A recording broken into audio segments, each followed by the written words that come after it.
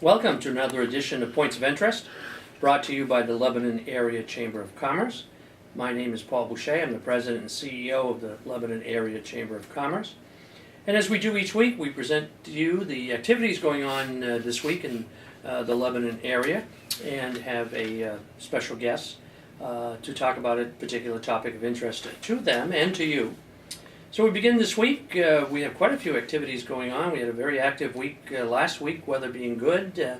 Even though we were quite a ways away from Loudoun and the races going on there, we had quite a bit of traffic coming through the Lebanon area, people coming through going down to Loudoun, and we're always happy to see that happen in our area. But we have our usual activities going on during the week. We have this evening, Tuesday evening, out at Canaan. We don't talk about Canaan Enfield often enough, but they're part of our chamber catchment area. We have Panhandlers Steel Drum Band, and that is 7 to 8 p.m. this evening at the gazebo on the town square there in Canaan, and it's sponsored by the Friends of Canaan Village and the Canaan Lions Club. So that is a very good take there. All week this week also they're having in Enfield a book sale, and that is at the Enfield Public Library from 10 a.m. to 6 p.m. all week this week.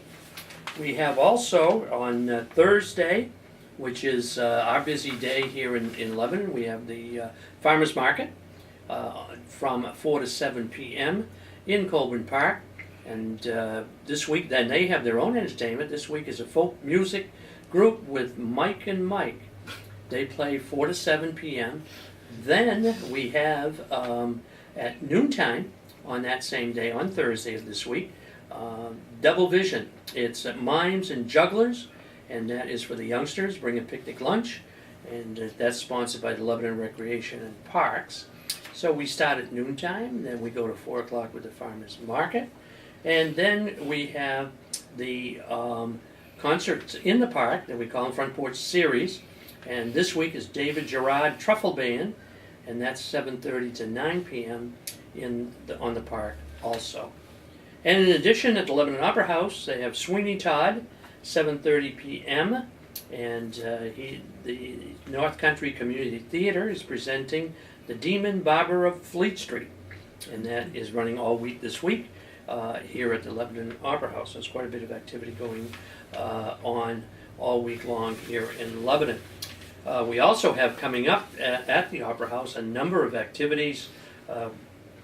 As we said, we have Sweeney Todd coming in, and then, as I always say, start saving your pennies now, because we have the Village People are coming in early September, and tickets went on sale the 1st of June, and I'm not sure how many tickets are left for that performance, but I know it's going to be a sellout for that performance at the Lebanon Opera House.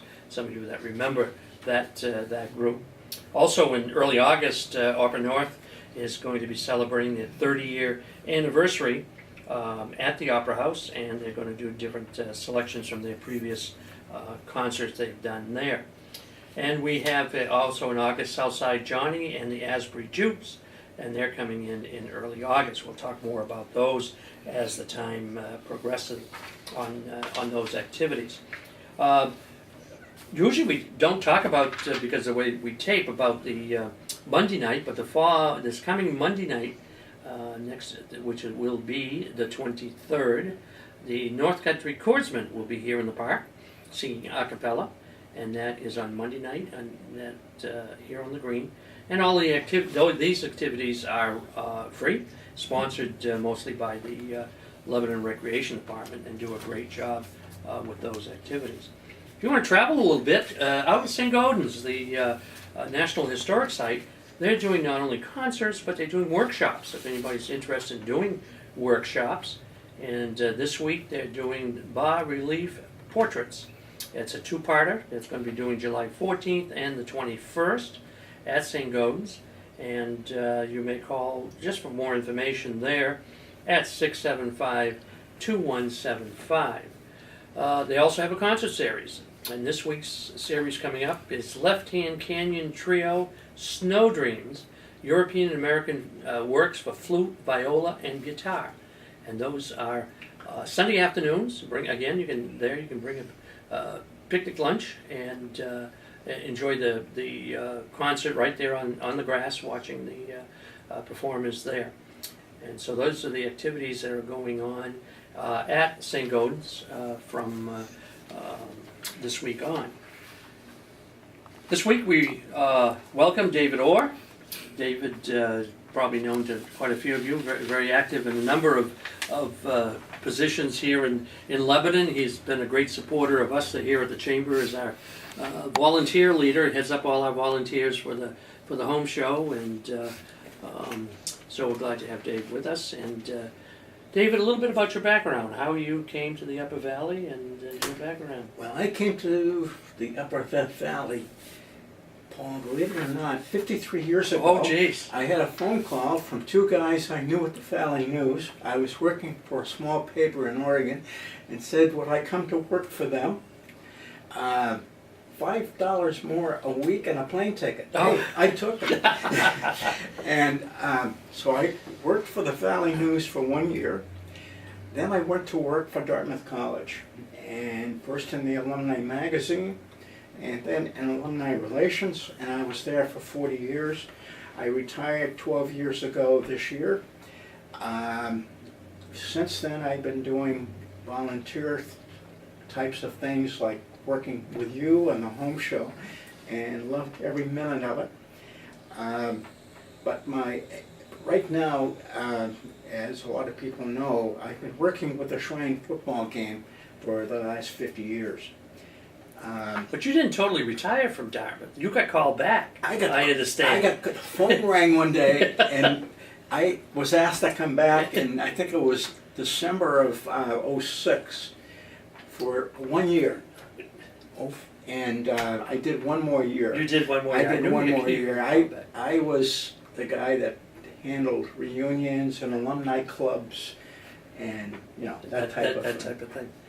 So that was a lot of fun. Yeah. But since now with the Shrine game. Now with the Shrine game. How many years you said? 50. Wow. And first I, of course, was a member of Franklin Lodge number 6 here in Lebanon, because you have to be a Mason first before you can be a Shriner.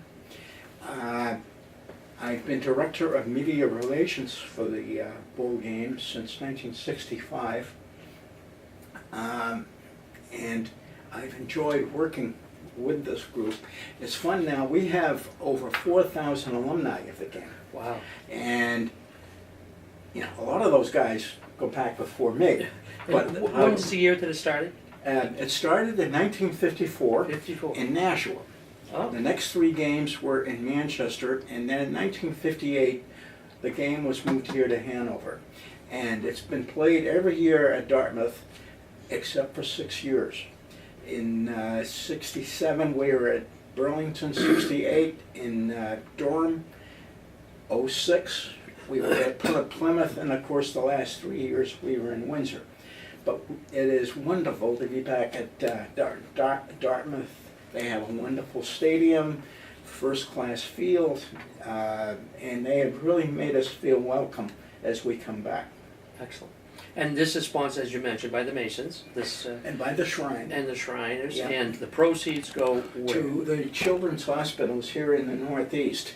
We have 3 hospitals, the orthopedic hospitals in Springfield, Mass. And Montreal, and the famous Boston Burns Institute, which is located in Mass General.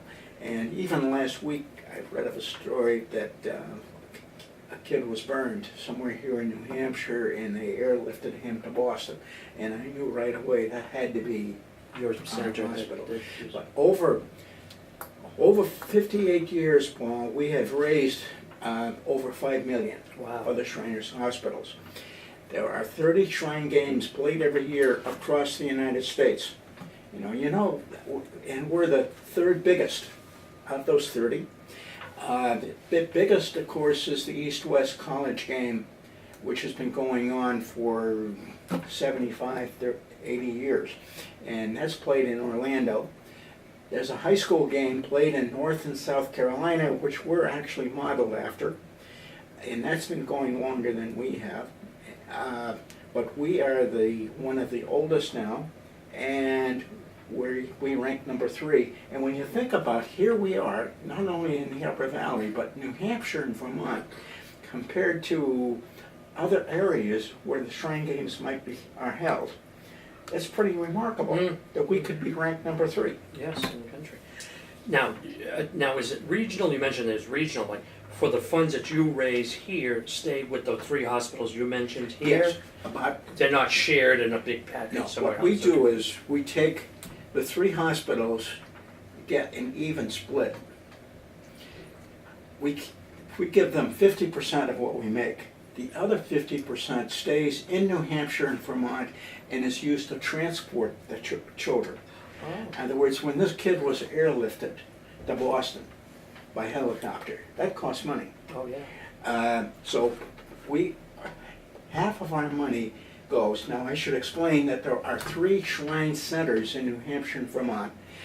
There's Bektash that covers all of New Hampshire, and in Vermont there's Mount Sinai and Cairo, and the transportation part of this goes to those 3 shrine centers and helps them to transport children. Now, Paul, the real story is that any child up to the age of 18 is treated free. And the Shrine has 22 hospitals across the country. And since 1922, nobody has ever been sent a bill. It's all free. Wow. And, that's pretty remarkable. I remember at a home show about 5 years ago, there was a woman who came up to our booth and she was holding a little boy. And she started to cry. And she said, I want you men to know what you did for my son, our son, and our family. Because of you, our little boy walks today. Now that child was from Lebanon. Oh. And last year he was our king Oh, of wonderful. the game. Yeah. So it's orthopedics in addition to the burn center. yes. I know you're well known for the burn center, Yes, but orthopedics. the Springfield and Montreal units are orthopedic. We have one hospital located in Philadelphia, and that's out of our region, but they're treating spine, spinal. But the people that have sent their children to Springfield or Montreal or to Boston will say to you that they've received first-class treatment. At those hospitals, that's wonderful. Yeah. Your main source of income for the game is what? What? We have a program, and anybody who's been to the game knows that program is a pretty thick program, and we have a lot of ads in there. Now those ads come to us from Shriners who have been knocking on doors for the last 6 months, from the players themselves who are playing in the game. The band, we have an all-star band, which I can talk about, and those kids go out and raise ads, but that's a good source of income. Now, of course, we sell tickets, and tickets are on sale throughout this area right here at all Jiffy Marts, Jake's, Lake Sunapee Banks, and Mascoma Banks, and other places like Golf and Ski, all well-known places here where you can get general admission tickets as well. But you maintain a year-round office not Right. too far from our Only office here. only a block from where you're sitting, Bob, we have an office which is located in the building where Franklin Lodge is. I see. And we have an office manager, Art McAllister, who runs that office year-round for us. We have one part-time assistant who has come aboard. This is a young woman who is in the 11th grade. Ah, She lives in West Lebanon, Sarah Liang. oh, Okay, you know her Yes, yeah. grandparents. yeah. So that, but Paul, we have 72 young men who are, of course, playing in this game. From both sides. From both, 36 from New Hampshire, 36 from Vermont. we have one player from Lebanon, one from Hanover, and 7 from Hartford. The rules are a little different in Vermont because, first of all, they have almost half as many high schools. And we want to make it a more, well, hard. You can have up to, I think it's 7 or 8 players per school in the state of Vermont. And Hartford, which was the Division I champion last year, has used all those slots. Oh, Yep. so it's like an all-star. They're the right? best of the best. Best of the best in each state. Right. And who's been leading the New Hampshire has been leading, but you know, there's been a lot of close games. I think it was 98, 99, back-to-back years when the game was decided on the last play of the game. Really? Once by Vermont, once by New Hampshire. So that, you know, there's real. my nephew played. He was from Bishop Girton High School in Nashua. Yeah. And I was talking to my sister the other day. This is his 20th anniversary that he played in the game. And of course, the whole family came up, and we hosted the family at my house. We all went to the game, and it was a Right. wonderful. We had one woman who walked in our office last week and purchased 33 reserve seat tickets. Oh, because of somebody in the family. Because of, yes, they're having a family reunion. Now, yeah. Paul, the 2 teams will start to train next week, Thursday of next week, the 26th, at Kimball Union. This is our 5th year, and they give us first-class treatment down there. I can't say enough about Jim Gray, who's the vice president down there, who we work with, their headmaster, but they have both a wonderful grass field and an artificial field, and we've been very happy. Now, And both Vermont and New Hampshire were there Both. at the same time. Same So is time. any spying going on? Well, looking over the fence? no. Or different times of Right. practice? I mean. Well, in the morning, one team is on the artificial, Oh, and the okay. other is on the grass, and in Oh. the afternoon they switch. They swap, so They they can't swap. see each other's Right. plays. Okay. Now, on Sunday, the 28th, something very special happens. The 2 teams, no, it's the 29th, the 2 teams will get on buses, and we take them to Springfield. Oh, And there, in the smile of a small child, they will learn the real meaning of shrine football. oh. The toughest part of the day for us is to get the kids back on the bus Oh, afterwards. They wheel the kids out, sometimes in bed, sometimes in wheelchairs, outside, and we have a cookout with them, and the players are the waiters, and it's a fun time Oh, for the excellent. kids. Yeah. But it's a meaningful experience for the boys.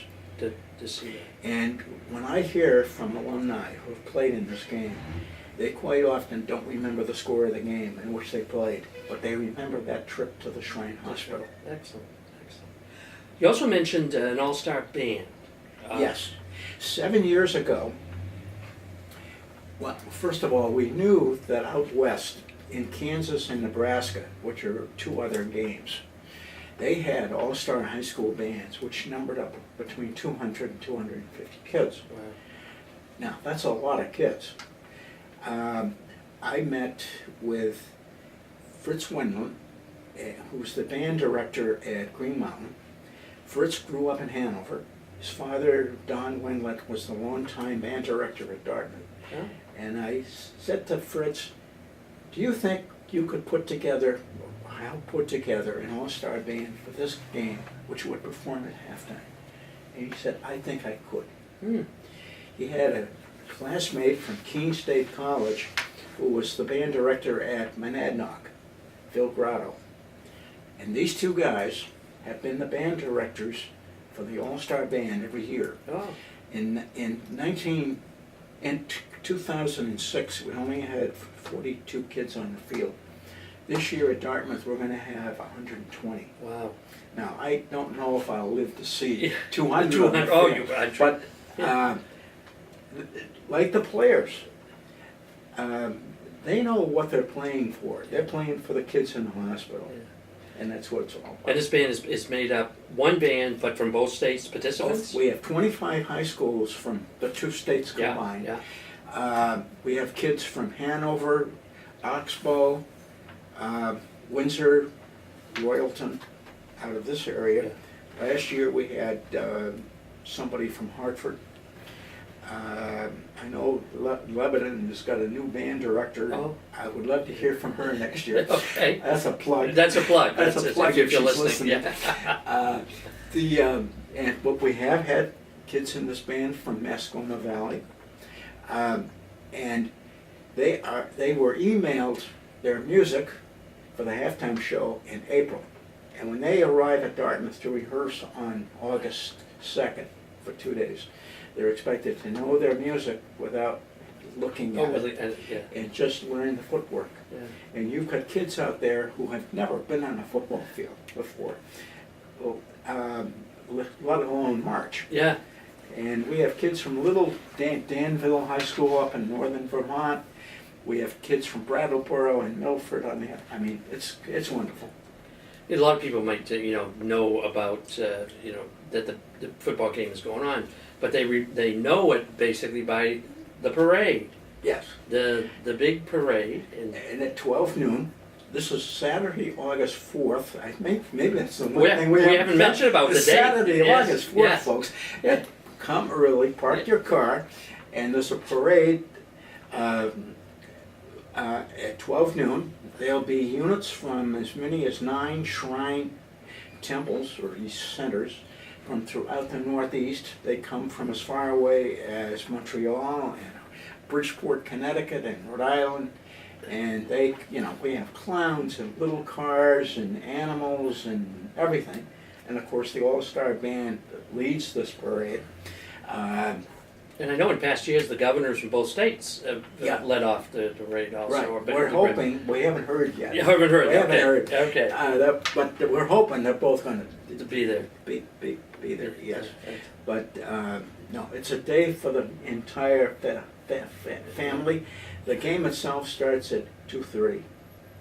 So the band, I remember a long time standing by the Hanover High School where the band, the floats, not the floats, but the groups assemble, and then before even the last ones leave, you see out front where they're coming into the ball field already. I mean, Yes. It's really a long parade. It's a long parade. It usually takes an hour to pass The and whole review the whole thing. Yeah. So we have one crowd, Paul, that quite often comes for just the parade with their little kids, and then a second crowd that comes for the football. For the football. So we got two different crowds coming and going. So date again. So we get, Saturday, August 4th. and they can buy tickets where? Okay, they can buy tickets at outlets here and at Jake's, Jiffy Mart's, Lake Sunapee Banks, Mascoma Banks, other outlets like Golf and Ski. And you can, the magic phone number to call here in Lebanon is 448-1042, and they'll be glad to sell you either general admission tickets or reserved seats. You could only get the reserved seats though by calling that number. I see. Now, on the day of the game, the general admission tickets are slightly higher. So it pays you to go to one of these outlets, buy your tickets up front, and save a few bucks. Excellent. Well, David, thank you very much for being with us, and it's been very enlightening, and we wish you a lot of success in this year's game and parade and all. Well, thank you again. Thank you, Paul. Until next week, we'll have a new program and new activities going on. Until then.